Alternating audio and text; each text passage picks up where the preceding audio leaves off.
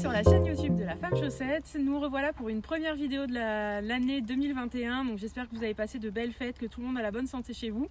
Et je vous souhaite une bonne année 2021, que tous vos projets se réalisent. On est là pour une petite vidéo tuto cette fois-ci. Je vous invite d'ailleurs à regarder, je sais pas où est-ce que je le mettrai, là, à regarder la dernière vidéo avec Orion sur le travail de l'apprentissage des épaules. Aujourd'hui, je suis accompagnée de Elliot, ici présent, et de Jazz, ici présent. Je suis vraiment désolée de l'état des poneys, mais on a un petit problème de douche. Du coup, ils sont un petit peu sales, mais ils sont en bonne santé, vous inquiétez pas. Elliot, qui a 3 ans et demi, et Jazz, qui en a 7. Ce sont 2 poneys qui travaillent donc avec moi pour le spectacle, essentiellement de la liberté. Vous devez bien vous douter que je ne monte pas dessus. Ils ont 2 niveaux de dressage un petit peu différents. Vous allez voir, je vais d'abord, en première partie, commencer par vous faire une petite démonstration pour la mobilisation des épaules avec Jazz, qui est vraiment très avancé. En plus, c'est vraiment son truc, il adore ça. Et ensuite avec Elliot, qui est un petit peu hyperactif, et du coup il se mélange un peu les pinceaux et des fois il fait un petit peu n'importe quoi. Allez, c'est parti, on commence avec Jazz. Donc là, ce que je vais demander à Jazz, ça va être de bouger son avant-main et ses antérieurs, donc ses 2 jambes de l'avant. Il faut savoir que dans l'action que je vais lui demander, je vais le pousser vers l'extérieur. Et pour être très précis, ce que je vais demander, c'est que ses postérieurs ne bougent pas. En fait, il faut bien dissocier l'avant-main, l'arrière-main, et quand je veux, par exemple, tout le corps. Si je veux derrière et devant, derrière et devant. Et à l'inverse, derrière, Jazz, derrière, oui, derrière. Ah, on voit qu'il bug un petit peu, donc ça sera à travailler sur une autre séance. On n'est pas là pour ça aujourd'hui. Aujourd'hui, on est là pour les épaules. Donc, ce que je fais, c'est que je me mets sur le côté face au cheval, mais ça je vous invite du coup à re-regarder la vidéo si c'est pas fait sur l'apprentissage des épaules. Jazz, ça suffit, en fait je lui ai appris un truc, c'est ça, voilà. Donc forcément il me le propose. On n'est pas là pour ça, Jazz. Donc là je suis totalement relâchée. Normalement quand j'ai cette attitude, le cheval n'a pas à me proposer quoi que ce soit. Vu que je suis relâchée, je ne le regarde pas, je l'ignore.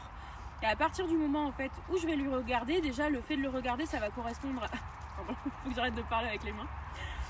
Quand je vais le regarder, ça va correspondre déjà à une demande. Attention, je te regarde, je vais te demander quelque chose. Ensuite, je vais me redresser.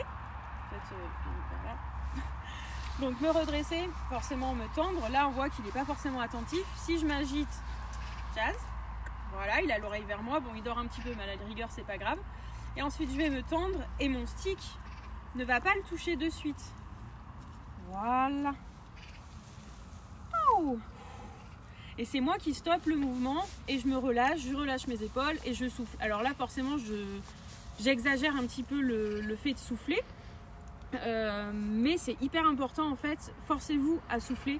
Parce que si vous soufflez, vous allez vous relâcher. Et ce qu'on veut pour le cheval, c'est du relâchement. Et ce que je vous disais à l'instant par rapport au regard aussi, quand vous longez un cheval, ou quand vous le travaillez en liberté, le fait de poser votre regard dessus, pour lui, ça va correspondre déjà à une demande. Alors, essayez de moins regarder vos chevaux parce que vous regarderez et filmez-vous, vous allez voir, on est tout le temps en train de les regarder et des fois en fait on leur met de la pression juste en les regardant.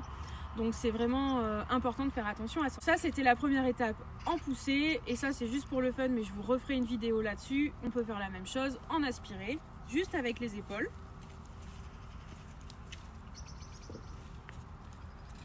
Oui. Non.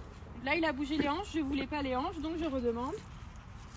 Oh, super! Et en poussée, juste à l'énergie. Ouais, super! Et vous voyez les postérieurs? Ok. Les postérieurs, il ne les a pas bougés. Et en fait, cet exercice, après, une fois que vous l'avez de profil, vous pouvez le faire de face. Jazz. Jazz. Donc là, je lui repousse juste la tête. J'ouvre la main, comme ce qu'on a vu sur la vidéo des épaules. Oui! Et ensuite, je peux pousser le vis. Il peut très bien faire un tour complet.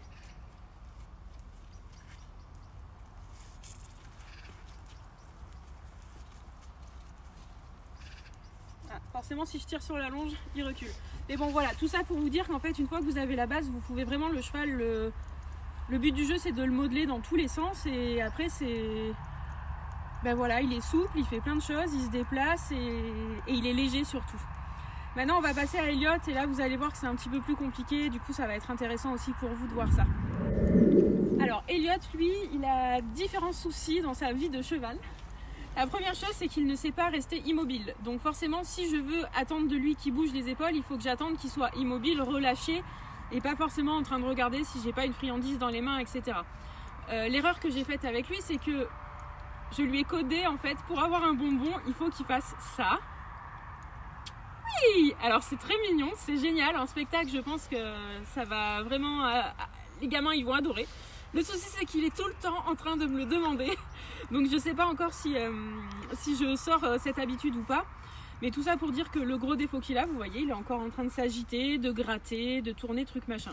Donc il va falloir que je sois très juste dans mes demandes, que j'ai un relâchement très juste aussi et vraiment au bon moment.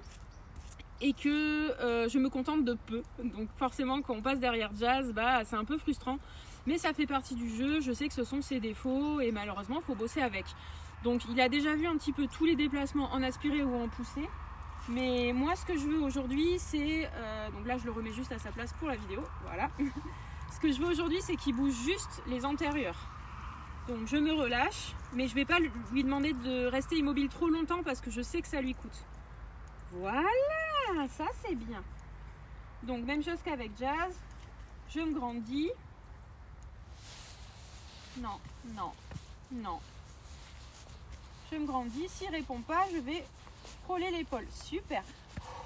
Oh, bravo. Ça c'est bien, super. Et comme je sais qu'il adore qu'on le gratte, ben, j'en profite. Donc là, lui, c'est lui qui a bougé sur un cheval un petit peu plus grand. Peut-être que je l'aurais fait reculer. Là, j'avoue, j'ai eu un petit réflexe de bon gros débutant. C'est-à-dire, je tire le poney vers moi. Bien joué, Mathilde. Super. Je refais. Non. J'ignore son comportement. Je ne le regarde pas à partir du moment où il fait des choses que je ne veux pas. Très bien. Ellie, je me redresse. Oui! Oh, super! Ça, c'est bien. Bravo! Ça, c'est bien. Et forcément, comme il faut bosser les deux côtés, je passe par là en essayant de garder mon poney immobile. Bravo! Et là, honnêtement, c'est pas ma main. Vous allez le voir. Bah, d'accord. Donc là, il l'a fait alors que je lui ai rien demandé. Du coup, j'ai ignoré le comportement. J'ai ni félicité, ni rien dit. Mais du coup, je suis contente parce que dans son attitude, il est un petit peu plus immobile, même s'il propose des choses. Et là, du coup, j'ai peut-être été trop gourmande. J'aurais peut-être dû lui demander quelque chose plus rapidement plutôt que de lui laisser un temps à l'arrêt aussi long.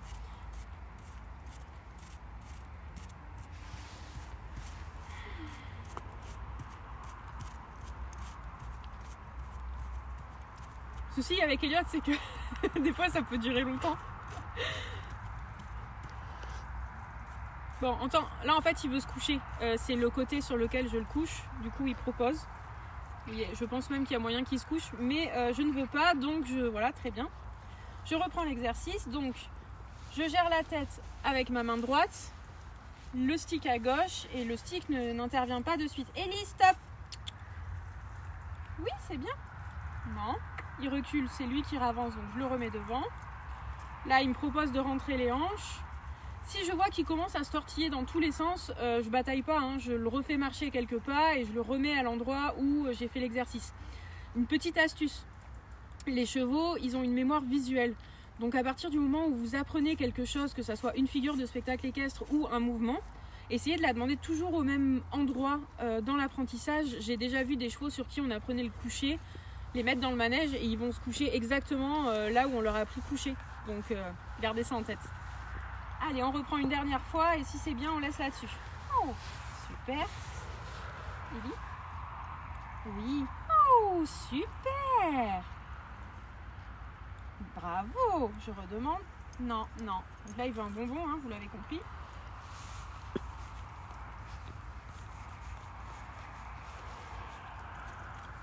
Oh. Bravo. Et voilà pour les épaules du coup en poussée. Voilà, c'est terminé pour cette vidéo tuto. J'espère qu'elle vous a plu. N'hésitez pas à me dire en commentaire si vous avez des remarques ou des questions ou des choses que vous n'avez pas compris. Ça sera avec grand plaisir que je vous répondrai. Sinon, comme d'habitude, je vous invite à vous abonner, à faire la cloche. Et puis, n'hésitez pas à nous retrouver sur les réseaux sociaux, Facebook ou Instagram. Et je vous dis à bientôt.